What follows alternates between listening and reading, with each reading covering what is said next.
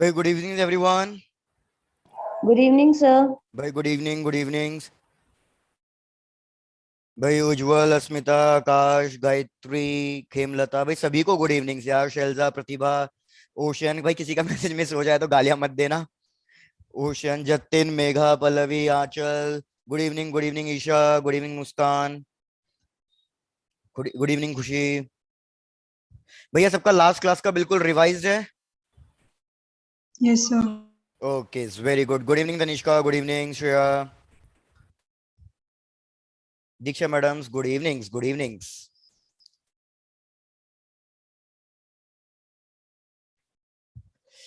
Tanisha good evening, Ritvika एकदम बढ़िया, Vanshika madam good evening, Arshi good evenings. भाई फटाफट रिवाइज कर लो, 1 मिनट में स्टार्ट कर रहा हूँ।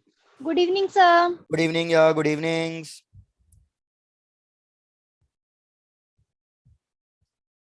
भाई वैसे तो हमारा चैप्टर कंप्लीट हो गया था, बस 2-3 छोटी छोटी चीजें बची थी, आज इसको खत्म करते हैं।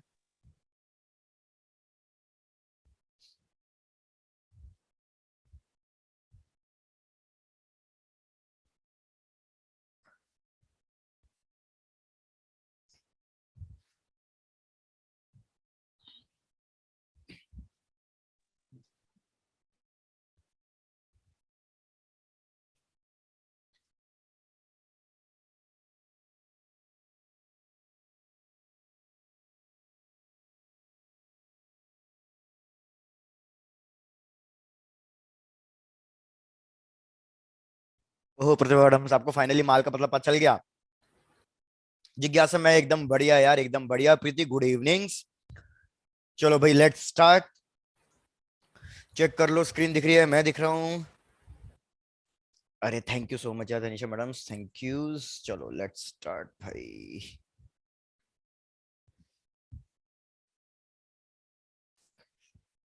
Let's start. भाई सबसे पहले रिकॉल कर लेते हैं लास्ट क्लास में क्या क्या किया था, फिर आगे कंटिन्यू करते हैं। भाई लास्ट क्लास में मैंने आपको करा दिया था अबाउट टॉर्क वगैरह की। किसी भी एक क्लोज लूप पे नेट फोर्स 0 लगेगा और उसके ऊपर टॉर्क लग सकता है, तो अगर टॉर्क कैलकुलेट करना है तो उसका फॉर्मूला वगैरह क्या होगा। मूविंग कॉइल, गैल्वेनोमीटर हमने कर लिया था। और लास्ट में किया था force acting between two parallel wires. तो फटाफट चीजें रिकॉल करा दो। भाई मेरे को बताओ, अगर कोई भी एक क्लोज लूप है, उसको मैं यूनिफॉर्म मैग्नेटिक फील्ड के अंदर रख रहा हूं, तो उसके ऊपर फोर्स कितना लगेगा? Net force zero. Net force 0 लगेगा। क्या इसका मतलब ये भी है कि हर एक इंडिविजुअल वायर पे फोर्स 0 लगेगा? No sir. नहीं, बिल्कुल हर एक इंडिविजुअल वायर पे फोर्स लग सकता है। तो इसके ऊपर टॉर्क लगने के भी चांसेस हैं। और टॉर्क का फॉर्मूला हमारे पास क्या होगा? टॉर्क का फॉर्मूला होगा हमारे पास एम बी साइन थीटा, या फिर याद रखने का तरीका मैंने आपको बताया था, दैट इज निब्बा साइन थीटा। जहां पे बी मैग्नेटिक फील्ड हो गया और ये हमारा मैग्नेटिक डाइपोल मूवमेंट। इसका फॉर्मूला हमें क्या मिल गया? इसका फॉर्मूला हमें मिल गया निया, NIA। भैया यहां तक भी कोई डाउट? No sir. डन। उसके बाद मैंने बताया था कि यार अगर दो पैरेलल वायर्स एक दूसरे के पास रखी हुई है और उनमें करंट फ्लो कर रहा है, तो अगर करंट फ्लो कर रहा है सेम डायरेक्शन में, तो ये दो वायर्स क्या करेंगी? अट्रैक्ट करेंगी या रिपेल करेंगी? दोनों वायर्स अट्रैक्ट करेंगी। ये दोनों वायर्स अट्रैक्ट करेंगी और इनके बीच का फोर्स एक्शन रिएक्शन फोर्स होगा mu naught I1 I2 divided by 2 पाई, और इन दोनों के बीच का डिस्टेंस d। ये फोर्स पर यूनिट लेंथ हमने कैलकुलेट किया है स्मॉल f। वेरस अगर दो वायर्स में करंट अपोजिट डायरेक्शन में फ्लो कर रहा है, तो ये दोनों वायर्स एक दूसरे को रिपेल करेगी। बस यहां तक कि हमने चीजें कर ली थी। चेक करो कोई डाउट तो नहीं है, फिर मैं आगे वाले टॉपिक पर बढ़ू। सर क्लियर है। चलो डन। तो भाई लिखो अब हेडिंग। बिल्कुल आकाश, मैं तो कह रहा हूं वो भी मत बुलाओ। चलो इधर भाई लिखो, कन्वर्जन ऑफ गैल्वेनोमीटर। कन्वर्जन, हमें गैल्वेनोमीटर को कन्वर्ट करना है into ammeter and volt meter.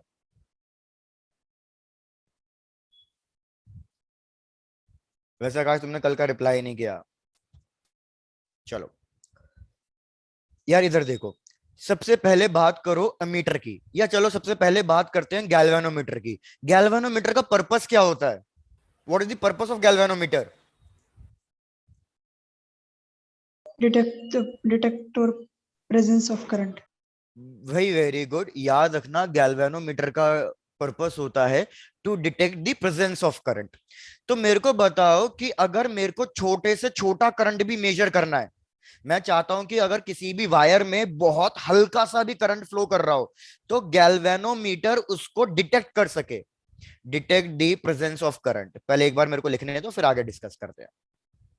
हाँ यार, मैं आपको बोल रहा था कि मैं चाहता हूं कि अगर मेरी वायर में छोटे से छोटा अमाउंट ऑफ करंट भी फ्लो कर रहा हो तो गैल्वेनोमीटर उसको डिटेक्ट कर सके। तो गैल्वेनोमीटर हमारा सेंसिटिव डिवाइस होना चाहिए या नहीं होना चाहिए? Yes, sir. तो याद रखना यही एक दिक्कत है गैल्वेनोमीटर के साथ कि गैल्वेनोमीटर हमारा बहुत सेंसिटिव डिवाइस है। सेंसिटिव डिवाइस का मतलब क्या है कि अगर मैं इसको छोटा सा भी करंट दूंगा तो गैल्वेनोमीटर की जो नीडल होगी वो लार्ज फ्लक्चुएशन शो करेगी। भाई आई रिपीट, सेंसिटिव का मतलब क्या होगा? सेंसिटिव का मतलब होगा स्मॉल अमाउंट ऑफ करंट में भी ये क्या करनी चाहिए? स्मॉल अमाउंट ऑफ करंट में भी ये लार्ज डिफ्लेक्शन शो करनी चाहिए। पहले सबसे पहले लोग चेक करो कि भैया ये वाले पॉइंट क्लियर है या रिपीट करूं? Clear, sir. क्लियर है। रिपीट कर दो एक बार। रिपीट करना है, ठीक है। इस तरीके से इमेजिन करो कि मेरे पास दो गैल्वेनोमीटर्स है, ठीक है। ये मैं दो गैल्वेनोमीटर्स ड्रॉ कर रहा हूं। ये मेरे पास दो गैल्वेनोमीटर्स हो गए। ये हो गई इनकी मेन नीडल, वो हमेशा जीरो पे रहती है। ये हो गई जीरो पे, ये मार्क जीरो है। इस तरीके से मार्किंग्स बनी होती हैं गैल्वेनोमीटर्स पे, same like ammeter voltmeter, इन पे भी इस तरीके की मार्किंग्स होती हैं। ऐसे ही एक गैल्वेनोमीटर यहां पे मैंने ड्रॉ किया भैया, ये 0.0 और इस तरीके की मार्किंग्स है। अब यार हमने गैल्वेनोमीटर का कॉन्सेप्ट कल की क्लास में पढ़ लिया। क्या कॉन्सेप्ट था गैल्वेनोमीटर का? भाई गैल्वेनोमीटर के अंदर मैंने आपको बताया था कि एक नॉर्थ पोल होता है मैग्नेटिक का और एक कौन सा पोल होता है? साउथ पोल होता है। South. भैया याद आया सबको? ये नॉर्थ Yes, पोल, sir. ये साउथ पोल। मैग्नेटिक फील्ड हमारी नॉर्थ पोल से लेके साउथ पोल तक होती है। तो ये हमारे पास मैग्नेटिक फील्ड कैसी आ रही है? यूनिफॉर्म आ रही है या नॉन यूनिफॉर्म आ रही है? Uniform. यूनिफॉर्म। यूनिफॉर्म आ रही है। इसके अंदर मैंने एक क्लोज लूप रखा और इस क्लोज लूप को मैं कनेक्ट कर रहा हूं किसी भी एक बैटरी वगैरह से ताकि इसमें करंट फ्लो करे। तो यार जैसे ही इस लूप में, इस क्लोज लूप में करंट फ्लो करेगा तो भैया हमने देखा था कि इस पे नेट फोर्स 0 लगेगा, लेकिन पॉइंट ऑफ एप्लीकेशन अलग अलग है। तो इस पे टॉर्क लगेगा और टॉर्क का फॉर्मूला ही तो हमने ये किया था, निब्बा साइन थीटा। तो मतलब ये कॉइल क्या करने लगेगी? ये कॉइल हमारी रोटेट करने लगेगी। अब इस कॉइल से याद रखना, इस कॉइल से ही हमारी कनेक्टेड होती है नीडल। तो जैसे ही मेरी इस क्लोज लूप में, भाई जैसे ही मेरे इस क्लोज लूप में करंट फ्लो करेगा, ये क्लोज लूप क्या करने लगेगा? ये क्लोज लूप रोटेट करेगा। और जैसे जैसे ये क्लोज लूप रोटेट करेगा ये नीडल क्या करेगी? ये नीडल फ्लक्चुएट करेगी, डिफ्लेक्ट करेगी। क्या सबको गैल्वेनोमीटर का ये कॉन्सेप्ट समझ में आ रहा है? Yes, sir. Yes sir. चलो बढ़िया। तो यार मैंने यही चीज आपको यहाँ पे कही कि ये मेरे पास दो टाइप के गैल्वेनोमीटर है। सपोज ये गैल्वेनोमीटर 1 ले लो, ये गैल्वेनोमीटर 2 ले लो। मैं कह रहा हूं कि मैंने इन दोनों को सेम अमाउंट ऑफ करंट से कनेक्ट किया। गैल्वेनोमीटर को करंट कितना फ्लो कर रहा है? सपोज मैंने बहुत छोटा सा करंट ले लिया 0.5 एम्पियर्स। तो मैंने देखा जो मेरा गैल्वेनोमीटर 1 है वो भैया इतना डिफ्लेक्ट कर रहा है 0.5 एम्पियर से करंट पे, वेरेस जो गैल्वेनोमीटर 2 है वो बस इतना ही डिफ्लेक्ट कर रहा है। तो मेरे को बताओ इन दोनों में से ज्यादा सेंसिटिव डिवाइस कौन सा हुआ? फर्स्ट वाला। भाई वेरी गुड, G1 मतलब फर्स्ट वाला डिवाइस ज्यादा सेंसिटिव हुआ। क्यों? क्योंकि सेम अमाउंट ऑफ करंट पे भैया फर्स्ट वाले गैल्वेनोमीटर ने ज्यादा लार्ज डिफ्लेक्शन शो किया है। मतलब दोनों को मैं एक तरीके से सेम लोड दे रहा हूं 0.5 एम्पियर 0.5 एम्पियर, लेकिन एक ने लोड बर्दाश्त नहीं कर पाया, वो ज्यादा डिफ्लेक्ट हो गया। और एक है जिसने लोड बेयर कर लिया और वो बिल्कुल थोड़ा सा डिफ्लेक्ट हुआ। तो जो लोड ज्यादा बेयर ना कर पाए, जो ज्यादा डिफ्लेक्ट कर जाए, वो ही हमारा डिवाइस क्या बन जाएगा? ज्यादा सेंसिटिव बन जाएगा। अब चेक करके बताओ अब किस किस को डाउट है इसमें?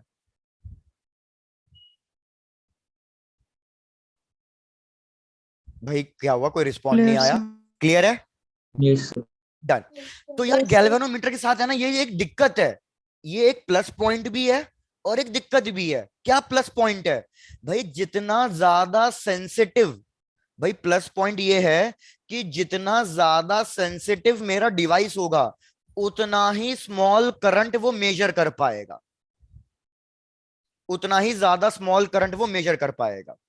जैसे अगर मैं आपसे पूछूं कि G1 और G2 में से ज्यादा स्मॉल करंट कौन मेजर करके बता सकता है या कौन डिटेक्ट करके बता सकता है, तो कौन बता पाएगा? वो जीवन जीवन। G1। जैसे फॉर एग्जांपल अगर मैंने एक बहुत छोटा करंट ले लिया 0.05 एम्पियर्स, तो भाई क्या होगा, मेरा जो गैल्वेनोमीटर 1 है ना, वो फिर भी हल्का सा डिफ्लेक्शन शो कर देगा, क्योंकि वो शो कर रहा था बड़ा डिफ्लेक्शन। लेकिन ये तो बड़े करंट में छोटा सा डिफ्लेक्शन शो कर रहा था, तो इतने छोटे तो करंट में तो डिफ्लेक्शन शो ही नहीं करेगा। तो इसलिए सेंसिटिव डिवाइस होना भी मेरे लिए एक एडवांटेज है। लेकिन फिर इसमें एक डिसएडवांटेज भी है। क्या डिसएडवांटेज होगा कि भाई अगर जैसे ही आपने इस सेंसिटिव गैल्वेनोमीटर से थोड़ा सा भी लार्ज करंट पास कर दिया, थोड़ा सा भी लार्ज करंट पास कर दिया, तो जो ये हमारा डिवाइस है ये क्या कर जाएगा, ये उसी वक्त डैमेज हो जाएगा, ये उसी वक्त फ्यूज हो जाएगा, एक तरीके से नीडल ब्रेक डाउन कर जाएगी। तो मैं इससे लार्ज करंट मेजर नहीं कर पाऊंगा। अब एक बार शुरू से लेकर अब तक चेक करो किस किस को क्या क्या डाउट है, वो पूछो पहले तो एक क्विक रिकैप। भैया मैंने कहा गैल्वेनोमीटर का पर्पस है, सॉरी, गैल्वेनोमीटर का पर्पस है करंट की वैल्यू को डिटेक्ट करना, छोटे से छोटा करंट भी वैल्यू को डिटेक्ट कर सके। और कभी कभी ये अगर करंट की वैल्यू छोटी है तो ये उस वैल्यू को मेजर करके भी बता सकता है। तो जितना ज्यादा सेंसिटिव डिवाइस होगा उतना अच्छा भी है कि वो छोटे से छोटा करंट मेरे को मेजर करके दे देगा, उसको डिटेक्ट करके दे देगा। लेकिन ज्यादा सेंसिटिव डिवाइस का एक डिसएडवांटेज ये है कि अगर उससे थोड़ा सा भी लार्ज करंट पास हुआ तो भैया ये डिवाइस हमारा डैमेज हो जाएगा। तो ये हमारे लिए अगेन एक नेगेटिव पॉइंट है। अब ये क्लियर है तो भैया आगे बढ़ूं? सर चलो डन। तो अब आ जाओ भैया अमीटर के ऊपर। अमीटर का काम क्या है? अमीटर का काम है to measure the value of current. लेकिन क्या ये सिर्फ स्मॉल वैल्यू को मेजर करे या लार्ज वैल्यू ऑफ करंट को मेजर करे? तो याद रखो हमारा ammeter large value of current को मेजर करता है, लार्ज वैल्यू ऑफ करंट को मेजर करता है। बहुत छोटा करंट होगा तो अमीटर उसको डिटेक्ट नहीं कर पाएगा। आई रिपीट, अगर मेरा करंट बहुत ज्यादा छोटा होगा तो अमीटर उसको रीड नहीं कर पाएगा। अगर थोड़ा सा बड़ा करंट फ्लो करेगा तो अमीटर उसको रीड कर पाएगा। मतलब अमीटर हमारा सेंसिटिव डिवाइस नहीं होता है। अगर मैं आपसे पूछूं आइडियल अमीटर कि भैया मैं exact value of current measure करना चाहता हूं, तो आइडियल अमीटर के अंदर रेजिस्टेंस कितना होना चाहिए approximately?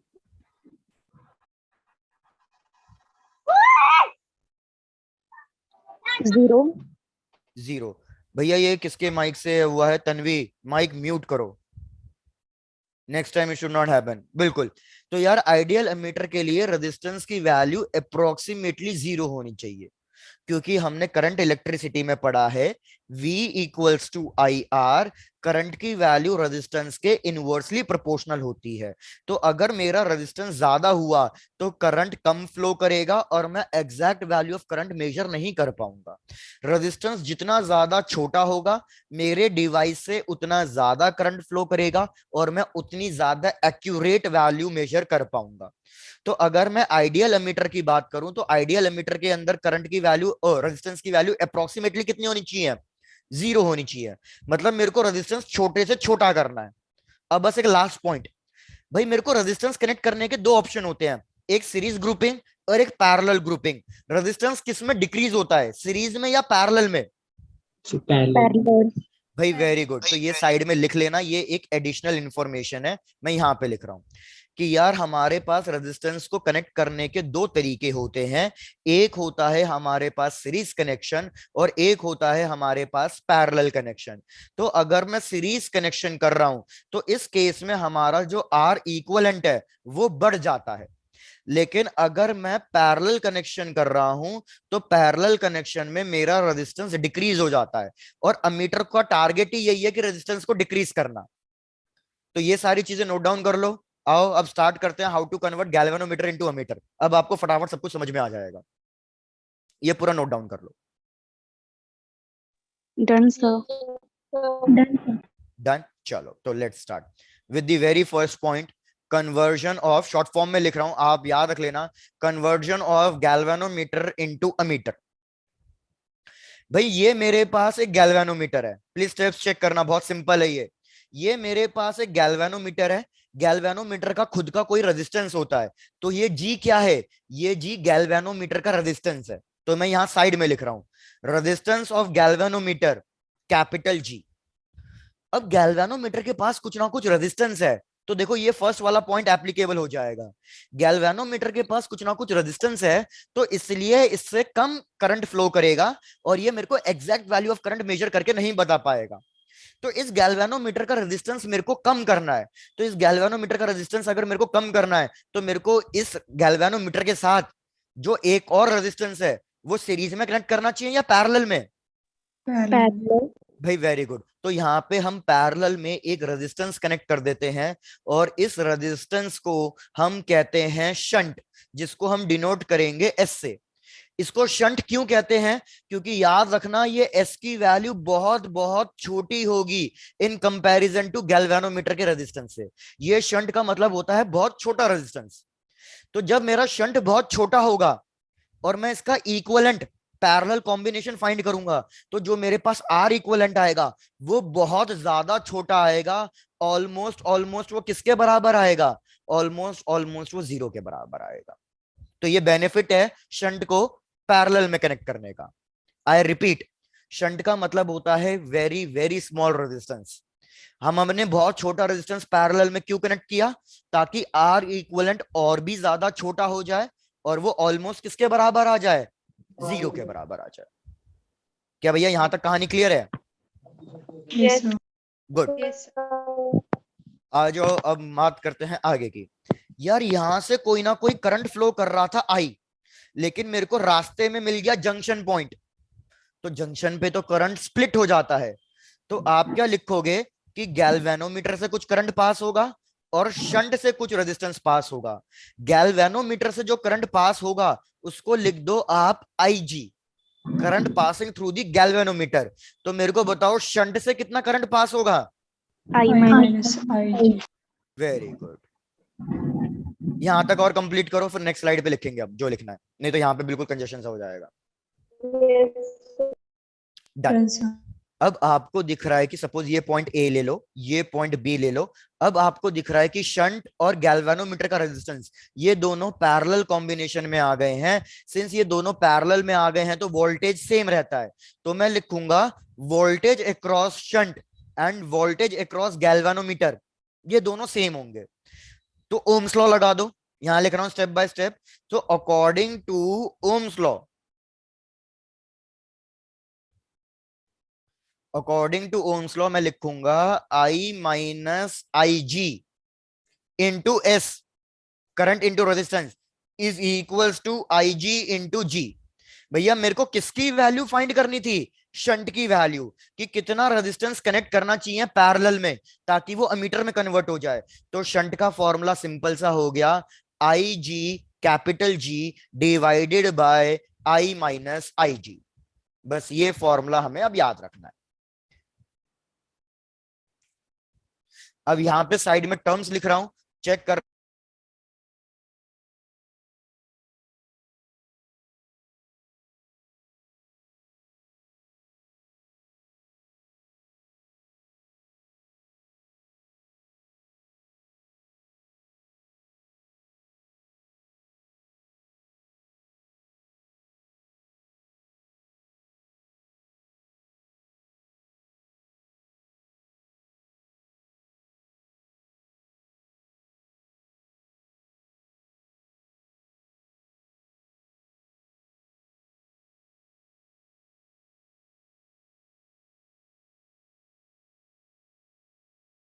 Thank you for reminding Ritvika. I क्या है? अब आई है full range of ammeter, range of ammeter, कि भैया अब ये इतना करंट मेजर कर सकता है, range of ammeter.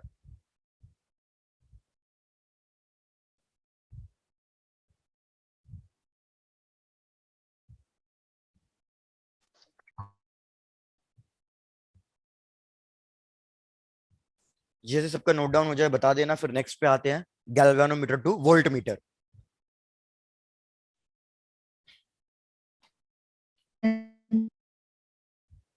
Done, sir. चलो डन, वेरी गुड। इसका फॉर्मूला रिपीट करना Sir. है। भाई मैंने कहा दोनों पे वोल्टेज सेम होगा, शंट और गैल्वेनोमीटर पे, क्योंकि दोनों पैरेलल कनेक्शन थे। तो बस मैंने ओम्स लॉ लगा दिया, current into resistance, current into resistance, और इस एस को सॉल्व कर लिया है।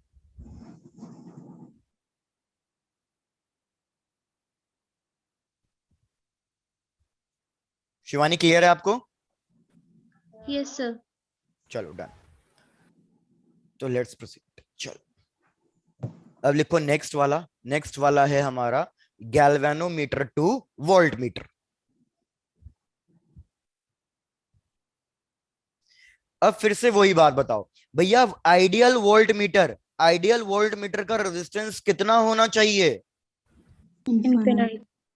भाई very good, according to Ohm's law. भाई अगर मैं देखूं V equals to I R होता है, तो रेजिस्टेंस जितना ज्यादा होगा उतना ही वोल्टेज ड्रॉप होगा, और जितना ज्यादा वोल्टेज ड्रॉप होगा मेरा वोल्ट मीटर उतनी ही एग्जैक्ट वैल्यू बताएगा, एक्यूरेट वैल्यू बताएगा। तो आइडियल वोल्ट मीटर के लिए जो रेजिस्टेंस है वो ऑलमोस्ट इनफाइनाइट होना चाहिए। तो मतलब मेरे को रेजिस्टेंस इंक्रीज करना है। तो रेजिस्टेंस इंक्रीज करना है तो इधर अब मैं जो रेजिस्टेंस कनेक्ट करूं गैल्वेनोमीटर के साथ, वो सीरीज में कनेक्ट करूं या फिर पैरेलल में? Series. भाई वेरी गुड, तो इधर अब वही करूंगा कि भैया ये मेरे पास एक गैल्वेनोमीटर का रेजिस्टेंस है, जी गैल्वेनोमीटर है, इसके साथ सीरीज में हम एक काफी लार्ज रेजिस्टेंस कनेक्ट करेंगे, आर। जहां पे आर क्या है भैया, यहां पे लिख लेना कि आर अब मेरा काफी लार्ज रेजिस्टेंस है। एस छोटा था, आर काफी लार्ज रेजिस्टेंस है। ये दोनों सीरीज में है, ये दोनों सीरीज में है, तो भैया अब की बार करंट डिवाइड नहीं होगा, टोटल पूरा का पूरा सेम करंट फ्लो करेगा। इस करंट को आप चाहे तो आईजी लिख सकते हो कि पूरे से सेम करंट फ्लो करेगा।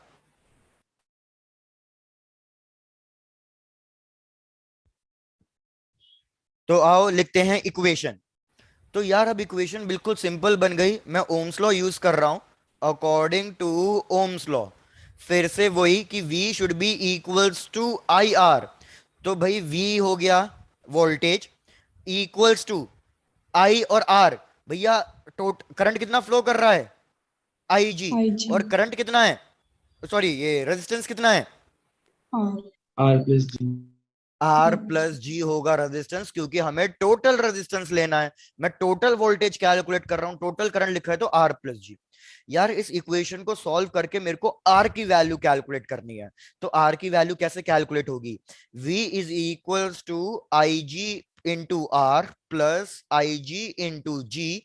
तो मेरे को आर की वैल्यू निकालनी है, तो ये हो जाएगा V minus I G into G divided by I G. Check करो अब इस फॉर्मूले में भी कोई डाउट है? No, sir. No, sir. Done. अब आपको पता ही है इसमें टर्म्स क्या क्या होंगे। IG is the current for which galvanometer shows full scale deflection, G galvanometer का रेजिस्टेंस है, और V क्या होगा? वोल्ट मीटर की range, range of volt meter.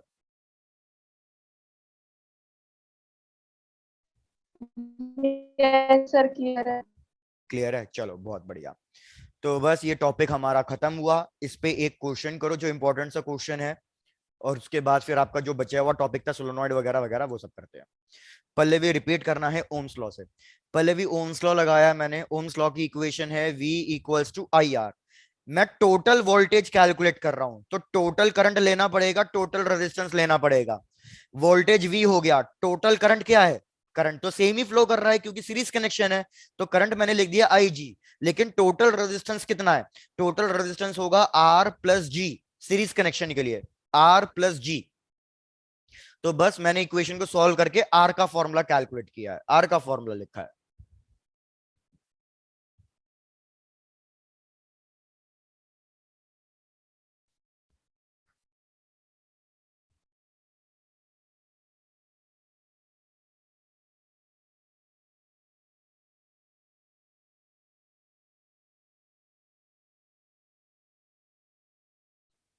Done, sir. Done, चलो बढ़िया। तो भाई लो आ जाओ, सॉल्व करो इसी बात पे क्वेश्चन।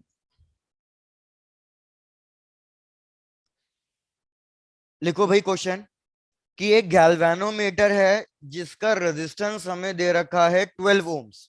आई रिपीट, एक गैल्वेनोमीटर है जिसका रेजिस्टेंस हमें दे रखा है 12 ओम्स, और ये फुल स्केल डिफ्लेक्शन शो कर रहा है, shows full scale deflection, full scale deflection for current of 2.5 milliamperes. हमें बताना है कि how we will convert galvanometer into, first part, how we will convert galvanometer into a meter of range 0 to 7.5 amperes. Second part, how we will convert galvanometer into voltmeter of range 0 to 10 volt. तो सबसे पहले तो आप ये check करो question में क्या क्या चीजें गिवन है आपको। भैया आपको जी गिवन है, और ये 2.5 मिली एम्पेयर्स किसकी वैल्यू गिवन है? IG. IG. वेरी गुड, आई जी की वैल्यू गिवन है 2.5 मिली एम्पेयर्स। भैया फर्स्ट पार्ट के लिए मेरे को आई की वैल्यू चाहिए होती है, तो फर्स्ट पार्ट के लिए मेरे को आई की वैल्यू गिवन है कि मैं कितनी रेंज ऑफ अ मीटर में कन्वर्ट करना चाहता हूं, 7.5 एम्पेयर्स। याद रखना इधर 7.5 है, ऊपर 2.5 मिली एम्पेयर्स है, तो मिली एम्पेयर्स को आपको कन्वर्ट करना पड़ेगा। 2.5 इंटू 10⁻³ मिली एम्पेयर्स, और इसको डेसिमल में लिख लो, तो 3 डेसिमल पीछे ले आओ, तो ये हो जाएगा इतना। आई जी मिल गया, आई मिल गया, जी मिल गया।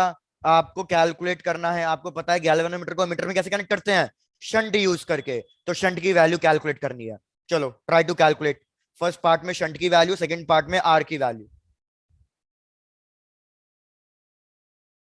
और मेरे को 1 मिनट दो, आप इतने कैलकुलेट करो।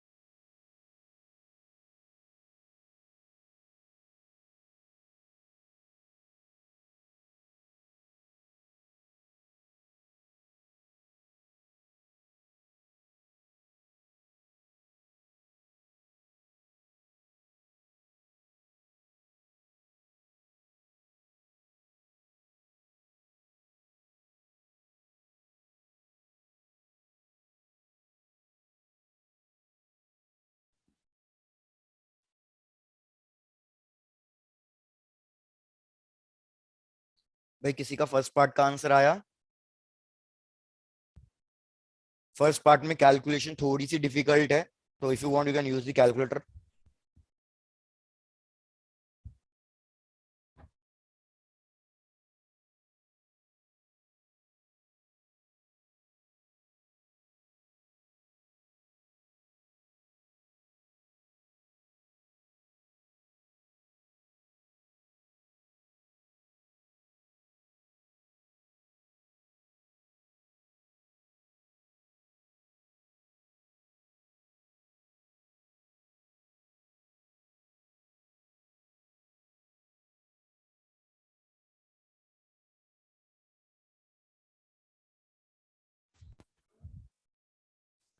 भाई फिर से नेटवर्क प्रॉब्लम। जतिन तुम्हारा हल्का आंसर हल्का सा गलत आ रहा है। न्यूमेरिक वैल्यू तो सही आई है, डेसिमल्स में कहीं ना कहीं गलती है।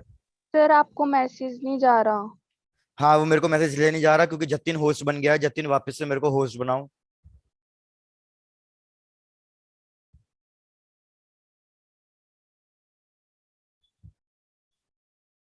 थैंक यू जतिन भाई। चेक करो फिर से स्क्रीन दिख रही है। चलो डन। सेकंड पार्ट का तनिष्क का आंसर बिल्कुल सही आया है, 3988। Very good.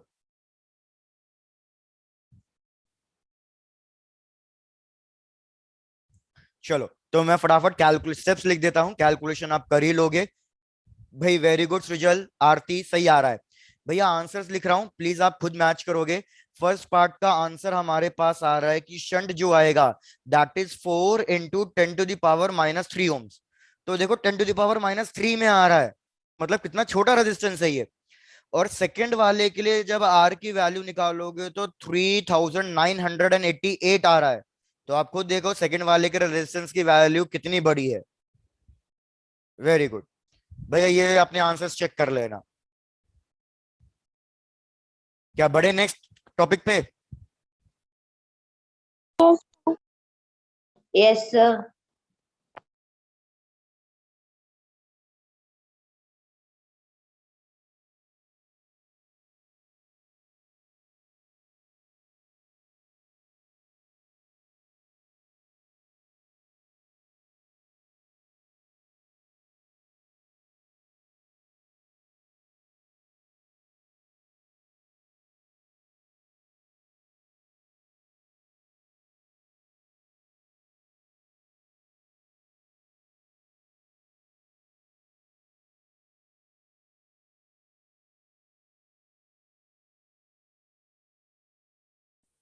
यार एक्सट्रीमली सॉरी, ये बार प्रॉब्लम हो रहा है, नेट वो कर रहा है। जतिन फिर से होस्ट बनाओ यार।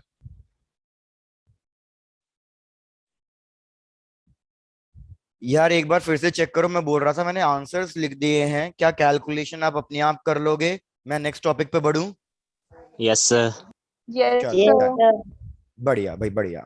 चलो तो यार अब हमारा क्या टॉपिक बचा है? अब जो आप पूछ रहे थे आपको डाउट है सोलोनॉइड में और एक टोरॉइड में, तो आओ अब वो डिस्कस करते हैं, सोलोनॉइड एंड टोरॉइड। बिल्कुल प्रतिभा, मेरा भी नेट गैल्वेनोमीटर की तरह फ्लक्चुएशन शो कर रहा है। चलो भैया सोलोनॉइड। यार वैसे मेरे को याद आ रहा है ये मैंने कराया था, बाकी ठीक है नहीं कराया था, सब लोग बोल रहे हैं तो आ जाओ। सोलोनॉइड भाई, सोलोनॉइड क्या है?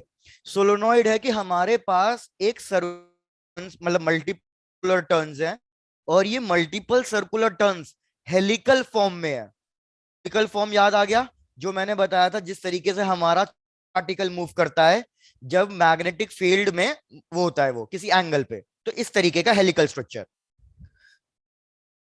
ठीक है एक बार फिर से रिपीट कर देता हूं, कोई बात नहीं। भाई मेरी वॉइस लैक हो रही है या सही आ रही है?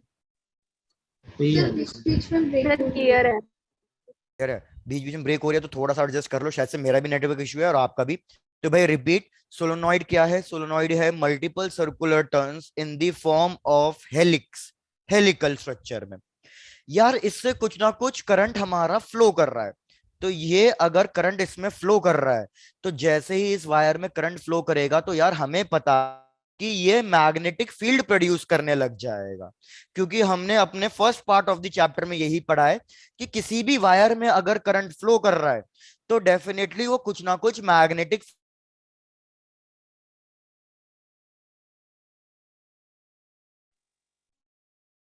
बिल्कुल in the form of parallel lines आ रही है। तो अगर इसकी magnetic field in the form of parallel lines आ रही है तो मतलब ये किस टाइप की मैग्नेटिक फील्ड है? यूनिफॉर्म। Very good. तो ये याद रखना, सोलोनॉइड हमारा यूनिफॉर्म मैग्नेटिक फील्ड प्रोड्यूस करता है, मतलब इसकी मैग्नेटिक फील्ड डिस्टेंस पे डिपेंड नहीं करेगी। इसकी मैग्नेटिक फील्ड का फॉर्मूला क्या है? इसकी मैग्नेटिक फील्ड का फॉर्मूला होता है म्यू नॉट एन आई। अभी फॉर्मूला लिखो मैं आपको समझा दूंगा। म्यू नॉट आपको पता ही है, परमेबिलिटी ऑफ फ्री स्पेस। आई क्या है? कितना करंट इसमें से फ्लो कर रहा है। और बच्चा एन, एन इंपॉर्टेंट है, याद रखना इसमें कंफ्यूजन क्रिएट होगा। Number of turns per unit length, number of turns per unit length. तो मतलब अगर मैं तुमसे स्मॉल एन का फॉर्मूला पूछूं तो स्मॉल एन का फॉर्मूला होगा total number of turns divided by total length of the solenoid L. पहले चेक करके बताओ यहां तक सबको क्लियर है या यहां तक भी कुछ रिपीट करना है? क्लियर है सर। क्लियर है, वेरी गुड। क्योंकि काफी लोगों को मेरी वॉइस कट होके जा रही है, लैग होके जा रही है, तो भैया इसको चेक कर लो एक बार।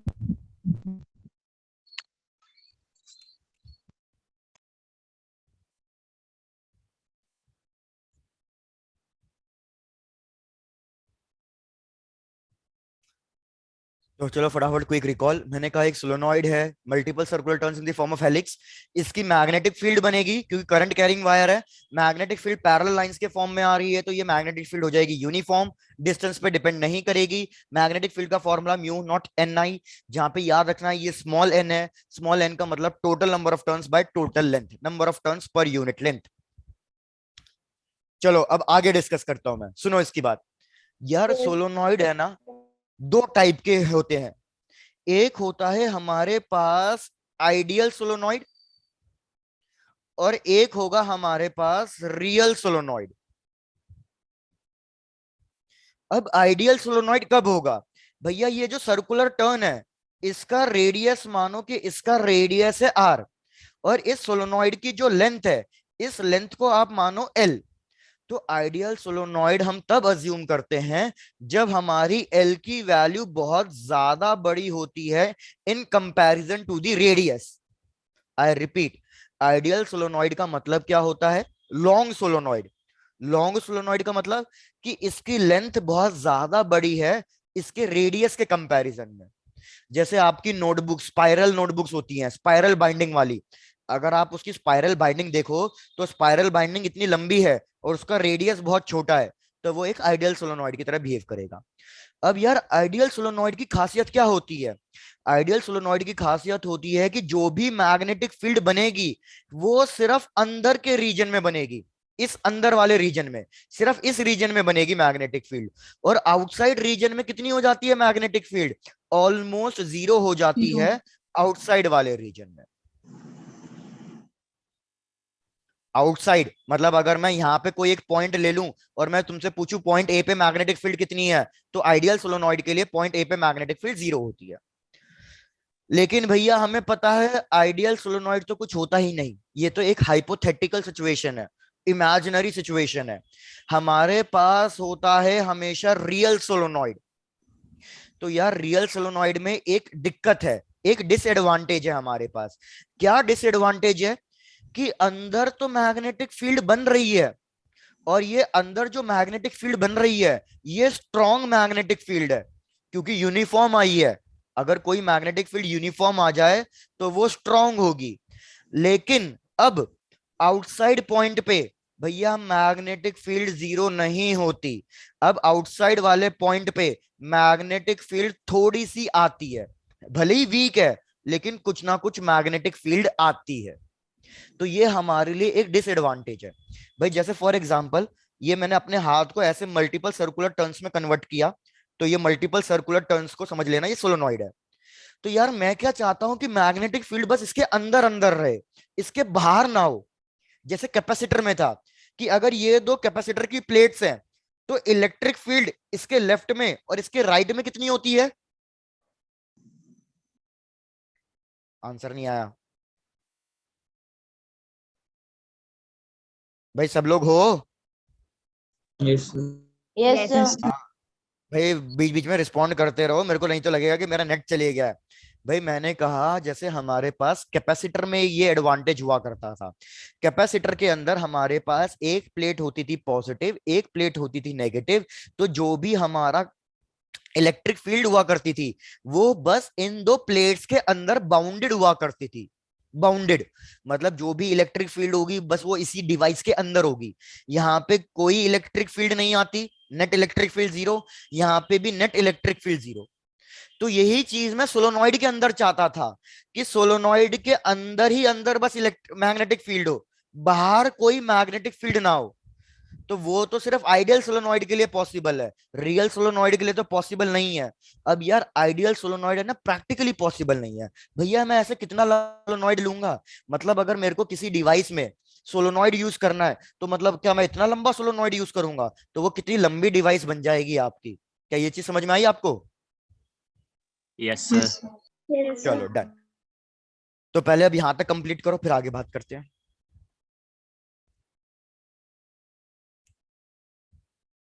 Done, sir. Done, Done. sir. चलो डन।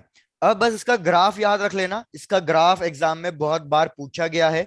भैया इसका ग्राफ, ये मैंने ली है मैग्नेटिक फील्ड और ये मैं डिस्टेंस ले रहा हूं। तो याद रखना अंदर inside the solenoid magnetic field uniform है, तो ये कांस्टेंट आएगा। और ये मैग्नेटिक फील्ड कितनी है भैया? म्यू नॉट एन आई। लेकिन जैसे ही मैं इसके एंड पॉइंट ए पे या एंड पॉइंट बी पे आ जाता हूं, तो याद रखना मैग्नेटिक फील्ड जस्ट आधी हो जाती है, मैग्नेटिक फील्ड ड्रॉप कर जाती है आधी पे। अब क्या कोई ये बता सकता है कि मैग्नेटिक फील्ड आधी पे क्यों ड्रॉप कर जाती है?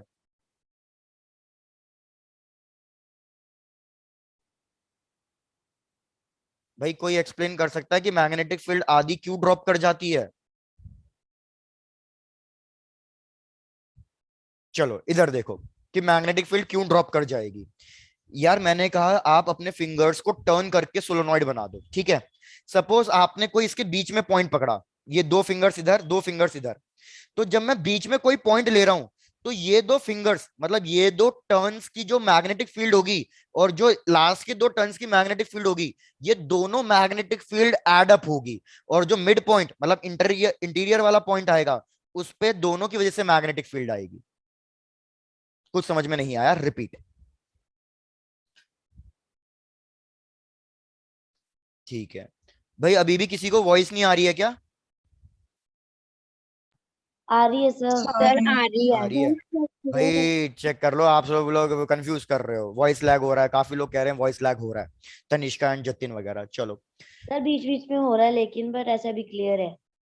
ठीक है डन। भाई थोड़ा सा एडजस्ट कर लो, नहीं तो फिर क्या कहते हैं इसको नेक्स्ट क्लास में फिर से मैं एक्सप्लेन कर दूंगा, कोई बड़ी बात नहीं है।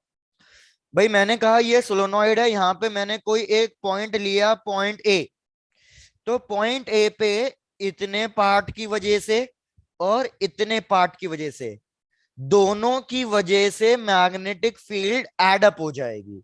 तो अगर मैं पूछूं net magnetic field at the point A, तो B1 और B2 दोनों ऐड हो जाएगी। तो हमारे पास इसलिए इंटीरियर वाले पॉइंट पे मैग्नेटिक फील्ड हमेशा ज्यादा आती है। और कितनी आती है? म्यू नॉट एन आई आती है। क्या ये वाला पॉइंट क्लियर हुआ? Yes, sir. डन। लेकिन अगर मैं यहाँ पे कोई पॉइंट ले रहा हूं सी और यहाँ पे कोई पॉइंट ले रहा हूं डी, तो यार अगर मैं यहाँ पे कोई एक पॉइंट ले रहा हूं, तो अब ये वाले सारे टर्न्स तो मैग्नेटिक फील्ड बनाएंगे, लेकिन इसके इस साइड कोई टर्न्स है ही नहीं मैग्नेटिक फील्ड को कंट्रीब्यूट करने के लिए। तो अब अगर मैं बी सी पे मैग्नेटिक फील्ड फाइंड करूं, तो केवल राइट साइड वाले टर्न्स कंट्रीब्यूट कर रहे हैं, तो केवल एक ही मैग्नेटिक फील्ड आएगी, दो मैग्नेटिक फील्ड नहीं आएगी। इसलिए मैग्नेटिक फील्ड हमारी कितनी हो जाएगी? आधी हो जाएगी। क्या अब ये बात समझ में आई है? Yes, sir. Yes, sir. Yes sir. Good. तो इसलिए याद रखना वैल्यू हाफ ड्रॉप कर जाती है एंड पॉइंट्स पे। जतिन Yes, फिर sir. से रिपीट कर रहा हूं, जतिन मैं कह रहा हूं कि जैसे इस तरीके से ले लो यार। जतिन ये जो मेरा ब्लैक पेन है, ये चार फिंगर्स के बीच में आ रहा है, ये चार फिंगर्स के बीच में आ रहा है ना, तो इस वजह से क्या होगा जतिन, ये वाली दो फिंगर्स और ये वाली दो फिंगर्स, ये दोनों मैग्नेटिक फील्ड बनाएगी और ब्लैक पेन पे ये दोनों मैग्नेटिक फील्ड्स ऐड हो जाएगी, तो मैग्नेटिक फील्ड ज्यादा आएगी। लेकिन अगर मैं इस ऑरेंज पेन की बात करूं, तो ऑरेंज पेन के लिए मैग्नेटिक फील्ड सिर्फ मेरे राइट वाले टर्न्स बना रहे हैं, लेफ्ट में कोई टर्न्स है ही नहीं जो मैग्नेटिक फील्ड को यहां पे ऐड करवाए। तो मैग्नेटिक फील्ड इसलिए क्या कर जाएगी? आधा ड्रॉप कर जाएगी। Yes, sir. डन। आकाश सर इसका मतलब तो ये होगा ना कि अगर हम राइट टू लेफ्ट मूव करेंगे तो सेंटर से मैग्नेटिक फील्ड डिक्रीज होगी। राइट टू लेफ्ट मत कहो आकाश, ये कहो कि अंदर से बाहर की तरफ मूव करोगे तो मैग्नेटिक फील्ड डिक्रीज होगी। अंदर हर एक पॉइंट पे मैग्नेटिक फील्ड की वैल्यू सेम होगी। जैसे अगर मैं अंदर एक पॉइंट ए ले रहा हूं और ये बी ले रहा हूं और ये ई ले रहा हूं, तो ए, बी और ई इन तीनों पॉइंट्स पे मैग्नेटिक फील्ड सेम होगी क्योंकि यूनिफॉर्म थी। आकाश, क्या ये चीज क्लियर है?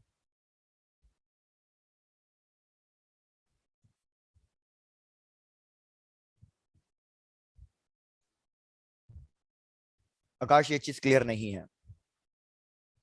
आकाश, मैं आपको कह रहा हूं, इन चारों फिंगर्स के बीच में, चाहे आप यहां पे लो ये पॉइंट, चाहे यहां पे लो, चाहे यहां पे लो, उससे कोई फर्क नहीं पड़ेगा।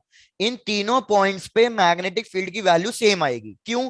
क्योंकि इसके लेफ्ट में और इसके राइट में सर्कुलर टर्न्स आ रहे हैं।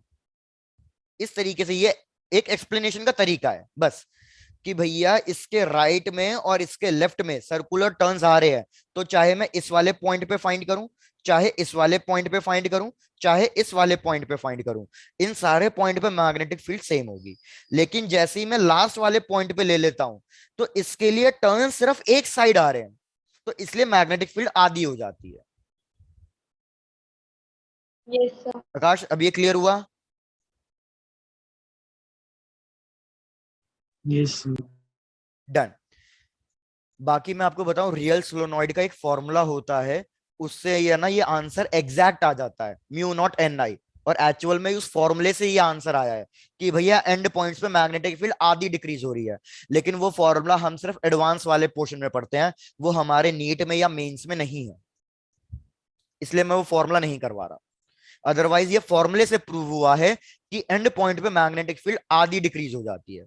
लेकिन बस ये मैं आपको एक्सप्लेन करने के लिए एक लॉजिकल सा एक वो से तरीका दे रहा हूं बस मैं।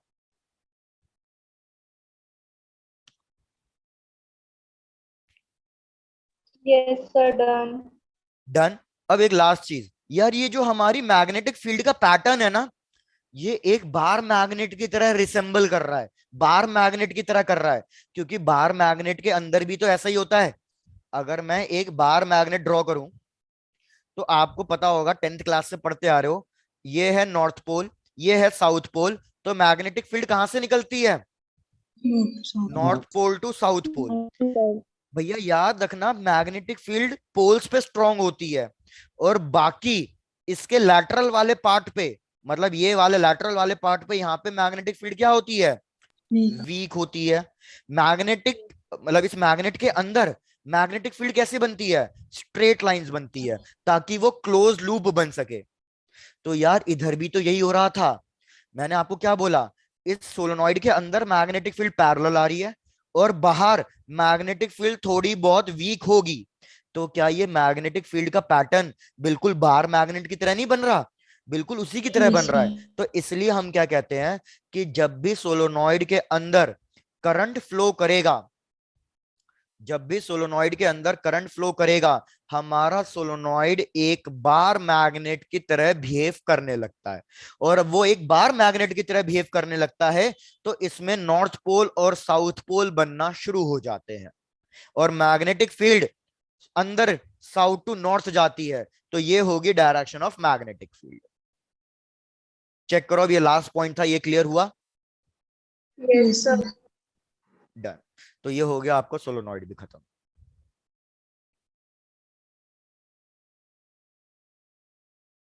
Sir, done. Done. Done sir. Done. इस पे एक मैं छोटा सा 10th क्लास वाला क्वेश्चन पूछ रहा हूँ, देखते हैं कौन कौन इसको सॉल्व कर पाता है। ये 10th क्लास के एनएसओ का क्वेश्चन है, ट्राई करना, सिंपल सा है। कि भैया ये मेरे पास एक सोलोनॉइड है, जैसे हमारे पेन की स्प्रिंग होती है, ये हमारे पेन की स्प्रिंग है, वो सोलोनॉइड है। इसकी लेंथ है कुछ ना कुछ अभी एल। याद रखना, इसमें अभी करंट फ्लो नहीं कर रहा, इसकी लेंथ कितनी है? एल। अब मैंने क्या किया, इस सोलोनॉइड के अंदर मैंने करंट फ्लो करा दिया।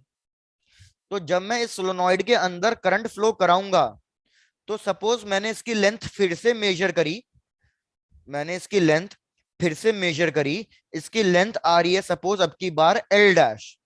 तो आपको बताना है कि ये जो एल डैश है, क्या वो प्रीवियस लेंथ से बड़ा होगा, क्या एल डैश प्रीवियस लेंथ से छोटा होगा, या भैया फर्क ही नहीं पड़ेगा, दोनों लेंथ इक्वल होंगी, या डी ऑप्शन कि भैया वी कैन नॉट से, कांट से।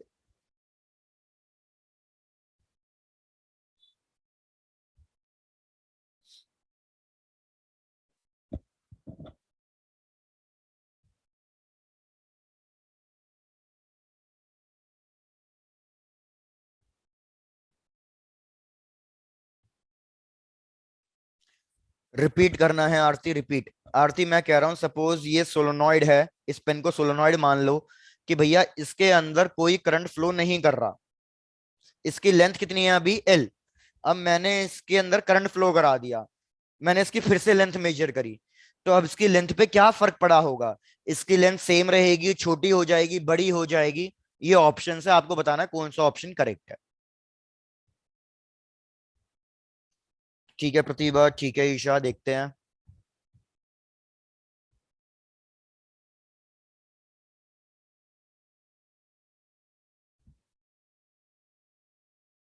ठीक है चलो, तो लेट्स डिस्कस। भैया एक भी बच्चे का आंसर सही नहीं आया है। सुनो भाई, अभी मैंने आपको बताया, तनिष्का अब आपका आंसर सही आ गया। मैंने अभी आपको बताया जैसे सोलोनॉइड में करंट फ्लो करेगा, सोलोनॉइड किसकी तरह बिहेव करने लग जाएगा? Bar magnet. बार मैग्नेट की तरह। भैया बार मैग्नेट के अंदर पता है क्या होता है? अगर आप बार मैग्नेट को छोटे छोटे टुकड़ों में तोड़ दो, तो हर टुकड़े में एक नया पोल जनरेट हो जाएगा। मतलब कुछ इस तरीके से सिचुएशन बनेगी, north pole south pole, north pole south pole, north pole south pole, north pole south pole. ये तो सबको पता ही होगा ना कि अगर मैं मैग्नेट को तोड़ता भी चले जाऊं तो भी उसके अंदर पोल्स बनने शुरू हो जाते हैं। तो इधर भी वही होगा, मेरा हर एक सर्कुलर टर्न क्या बनने लग जाएगा? मेरा हर एक सर्कुलर टर्न एक पोल की तरह बिहेव करेगा। तो मेरे को बताओ, north pole south pole, north pole south pole साथ में आ रहे हैं, तो इनके बीच में क्या होगा? अट्रैक्शन होगा या रिपल्शन होगा? अट्रैक्शन। तो ड्यू टू अट्रैक्शन ये स्प्रिंग क्या कर जाएगी? कॉन्ट्रैक्ट कर जाएगी। और अगर ये स्प्रिंग कॉन्ट्रैक्ट कर गई है, तो भैया अब हमारी नई लेंथ क्या होगी? प्रीवियस लेंथ से छोटी होगी। तो कौन सा ऑप्शन मैच कर रहा है अब? Option B. Option B. चलो भैया चेक कर लो एक बार, किस किस को इसमें नहीं समझ में आया, उसके लिए रिपीट करता हूं कि भैया वो एक बार मैग्नेट की तरह बिहेव करेगी, तो इसमें north pole south pole, north pole south poles बनेंगे। इनके बीच में हर एक सर्कुलर टर्न के बीच में अट्रैक्शन होगा, तो सारे सर्कुलर टर्न आपस में और क्लोज आ जाएंगे, चिपक जाएंगे। So length will reduce. Done, very good यार।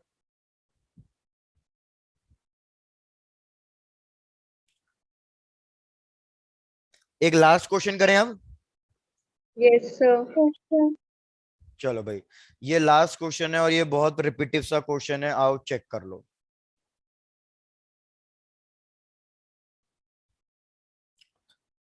भाई क्वेश्चन, ये हमारे पास है मैग्नेटिक फील्ड इनवर्ड्स डायरेक्शन में।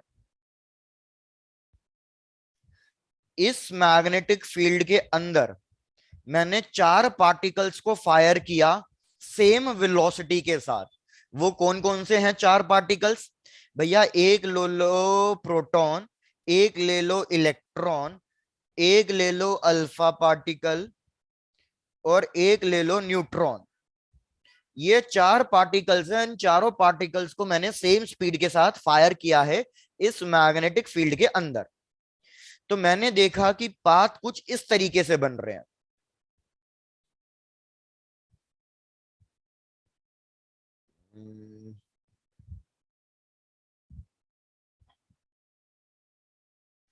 ये पाथ ले लो ए, ये ले लो बी, ये ले लो सी, और ये पाथ है डी। पहले चेक करो यहां तक क्वेश्चन क्लियर है? चार यस पार्टिकल्स फायर किए तो मैंने देखा एक पार्टिकल सर। ऐसे चले गया ए, एक पार्टिकल ऐसे चले गया बी बड़ा सर्कल बना के, एक पार्टिकल इधर चले गया डी, और एक पार्टिकल इधर चले गया सी। तो आपको बताना है ए कौन से पार्टिकल का पाथ होगा, बी कौन से पार्टिकल का पाथ होगा, सिमिलरली सी एंड डी कौन से पार्टिकल के पाथ होंगे। ये इसको इंपॉर्टेंट मार्क कर लेना, ये तो बहुत रिपीटिव आया हुआ है कि ए बी सी और डी कौन कौन से पार्टिकल के पाथ को रिप्रेजेंट करते हैं।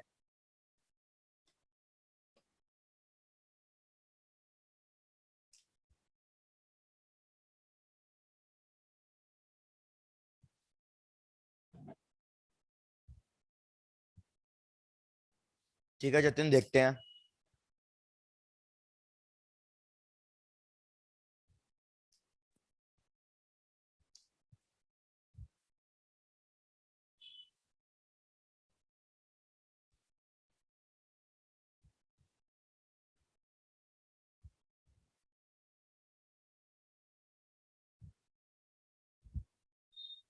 हाँ दीक्षा बोलो।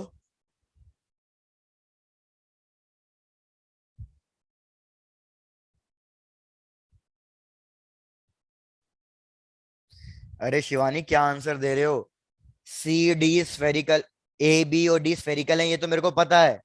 मेरे को बताना है कि ए इलेक्ट्रॉन के लिए पाथ है या अल्फा पार्टिकल के लिए है या प्रोटॉन के लिए है या न्यूट्रॉन के लिए है।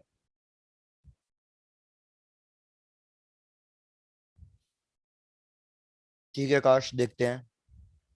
चलो लेट्स डिस्कस। कोई बात नहीं दीक्षा।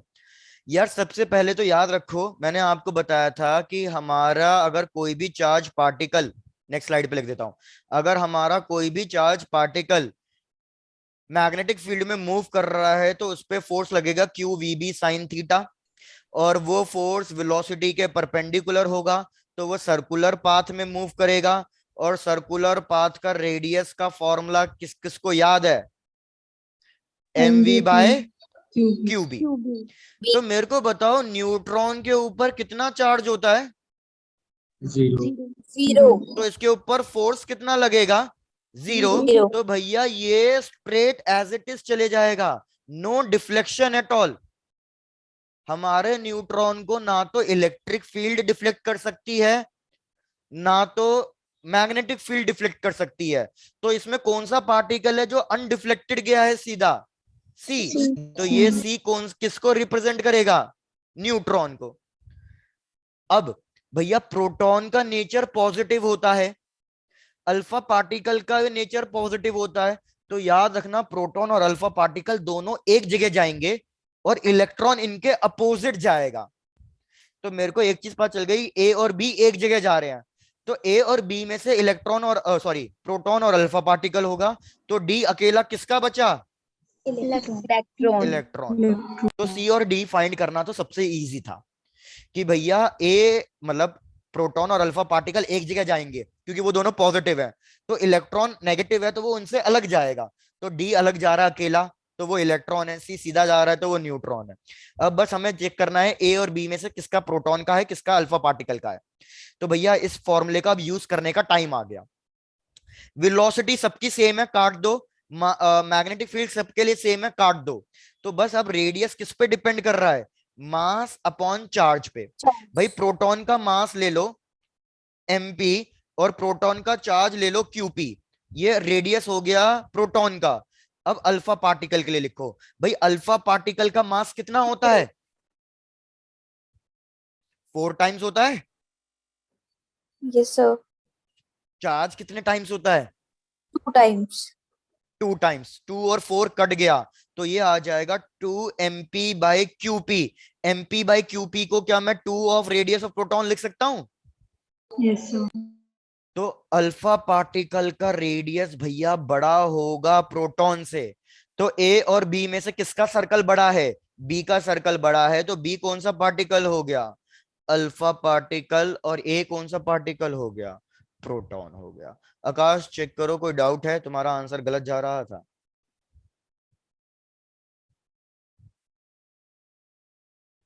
आकाश कुछ रिपीट करूं क्या?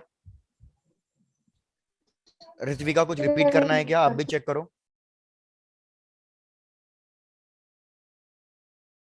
Sir next. नेक्स्ट स्लाइड ये लो।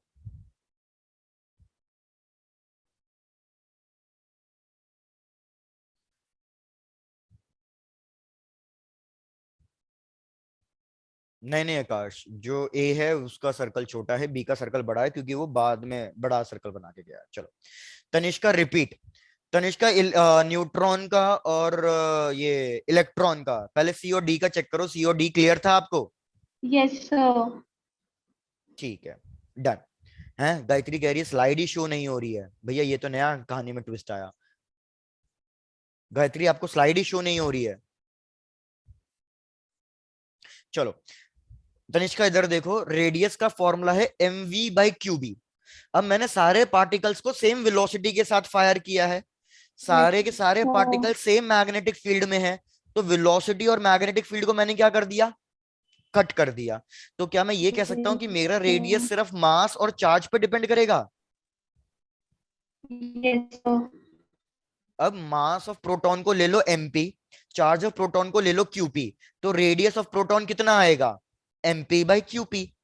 अब मैं radius of alpha particle find कर रहा हूं, तो मेरे को मास ऑफ अल्फा पार्टिकल लिखना पड़ेगा और मेरे को चार्ज ऑफ अल्फा पार्टिकल लिखना पड़ेगा।